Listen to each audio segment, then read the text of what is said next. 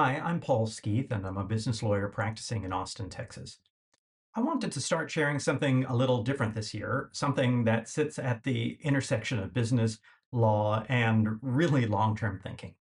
For a long time, I've wanted to read the Harvard classics, those foundational works that generations before us believed were worth returning to again and again. This year, I finally decided to stop talking about it and actually do it. And as I work my way through those volumes, I want to share short reflections on what I'm reading, especially what ideas still matter for modern business owners. Today's reflections come from the golden sayings of Epictetus. Epictetus was a former slave who became one of the most influential Stoic philosophers of ancient Rome, teaching that freedom and success begin with self-mastery rather than external circumstances. One of Epictetus' central ideas is simple but really difficult. Some things are in our control, and some things just are not. For business owners, this is incredibly practical. You can't control the economy. You can't control competitors. You can't control employees' decisions or client reactions.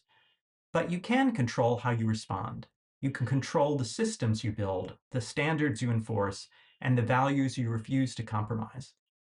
Epictetus would say that confusion and stress comes from mixing those two categories up. Another recurring theme is not tying your identity to externals like status, praise, or recognition. In business, it's easy to let revenue numbers, titles, KPIs, or public wins define your sense of worth. But those things are fragile. What lasts longer is character, how you treat people when deals get difficult, how you handle setbacks, how consistently you act when no one is watching. Those are choices that are within your control. Epictetus also reminds us that adversity doesn't automatically harm us. Our interpretation of adversity does. For business owners, challenges aren't a sign of failure. They're part of the work. The question isn't whether obstacles show up. The question is whether you meet them with discipline, clarity, and perspective.